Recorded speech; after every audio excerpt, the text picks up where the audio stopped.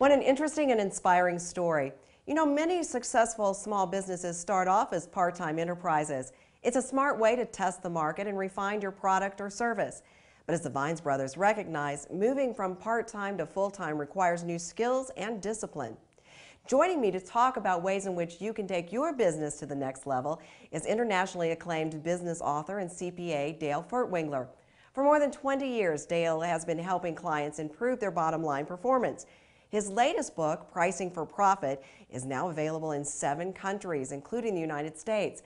He's all about helping businesses achieve exceptional results. It's great to have you here, Dale. Thanks for joining me. Well, thank you for having me. And congratulations. I love the new book. Well, thank you. Thank you. So we just watched this great story about these twin brothers and their new business adventure. And I love what they did, starting part-time, going full-time. In my experience, that's a very smart thing to do. What have you seen? Well, I agree with that. One of the things that most businesses don't do very well is they don't test the market prior to jumping in with both feet. And when you go in full bore, if you've miscalculated, it can be very, very expensive. So one of the things they did very well was go out and test the market, produce small lots, quantities, small events. So very well done.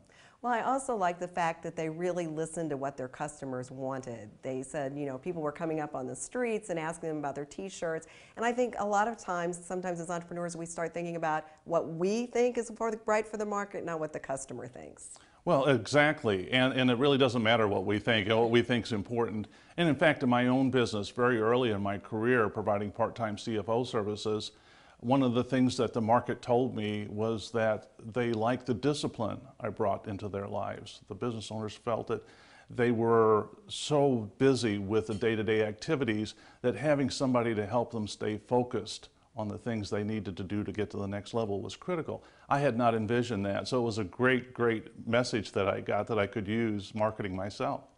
Well, and I like the word that you just used, focus, because a lot of small businesses, when they start off, they're cash strapped, they're nervous, they're anxious, and they try to be all things to all people. So how do you instill that focus and that discipline? Well, again, as you're testing the market and you're getting feedback from them about what they really enjoy and what they value and are willing to pay a premium price to get, that's what you want to stay focused on. That's going to be your central thing. And don't allow other opportunities that come along, and there will be other opportunities that come along. Don't allow those to distract you from that focus. Is there any way to analyze, let's say you've got a part-time business and it's going well, but you're trying to make that decision, do I quit my 9-to-5 job and go full-time? How would you make that analysis? I think the key there is the passion. How much passion do you have for it?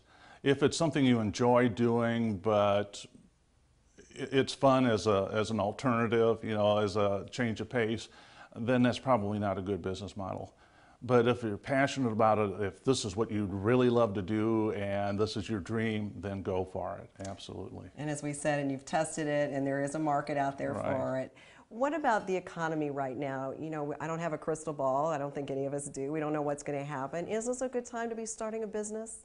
Well, you know, it's interesting. The economy really doesn't matter because people are going to spend money on what they value regardless of what the economy is. And I'm sure that you've seen the situation where you've driven through a trailer park and seen this really dilapidated trailer, and in the driveway is a brand spanking new $30,000 pickup. So people will find the money for the things that they really value, regardless of what the economy is. And of course, value is so important when you're building a business, and defining your value proposition is critical. How do you advise your clients to define their value proposition? Well, it's interesting because people tend to look at the benefits they provide to their customers and look at that as being the value. But in reality, there are only 3 things that any of us sell: image, innovation, or time savings.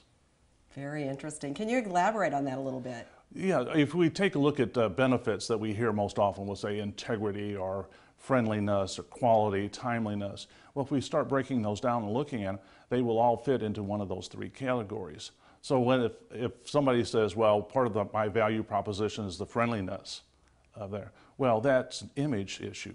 Because when I go into my local bank and they call out my name like the Norm at Cheers, you know, then I feel good about myself, and that's an image thing. So all of those benefits that a company can come up with will fit into one of those 3 categories.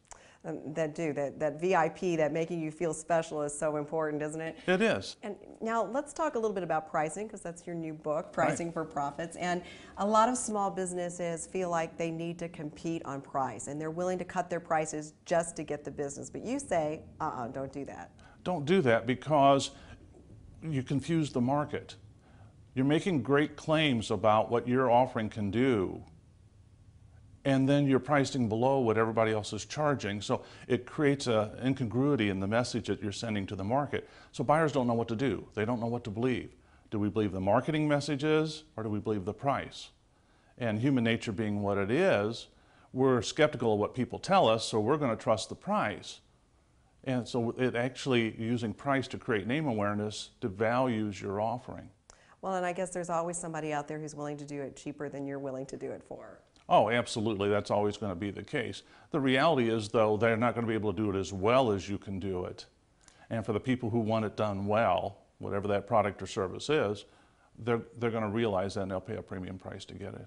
So let me go back to this economy right now. So even in this economy, you were saying don't cut your prices and maybe even raise your prices?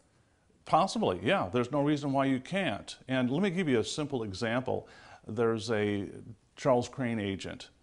They sell property casualty insurance to businesses.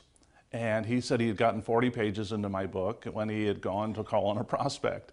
And he said he presented his package and was 25% higher than his competitors' offerings. And he said, my inclination was to cut my price. And then I remembered what you said about selling value. And he said, I shifted gears and I started comparing the policies from my competitors to mine. And I showed the business owner what risk she would be assuming with my competitors' policies that we were going to be assuming with my package. He said, I not only got the sale, but I got a referral. Now, here we are in the worst economy in 7 decades, and he's selling something nobody wants. I don't know anybody who wakes up in the morning and says, all right, I get to buy insurance today. That's right, that's right. You only need it when you need it, right? That's right. But he gets 25% more than his competitors. So the economy really doesn't matter. What a testimonial. I am definitely pouring myself in your book, that's for sure. So before we close, Dale, what's the best piece of advice you could share with our audience about growing their business? About growing their business, I think the key is having an effective strategy. And to me, that means providing something the market wants or needs that it's not getting. Because if we are not providing something different than what's already out there, buyers have no reason to choose us. And low price is not an effective alternative. Great. It's always easier to lower your price than it is to increase it, right? Oh, absolutely. Right. Yeah. Okay, and before you go, I have a bookcase behind us. I want you to sign your book so I can include it in my book collection. Be my pleasure. All right, great. Thank you so much, Dale. Thank you, Susan. And if you'd like to know more about Dale, you can check out his blog, and we have a link to it on our website, It's Your Biz, and it's pricingforprofits.com.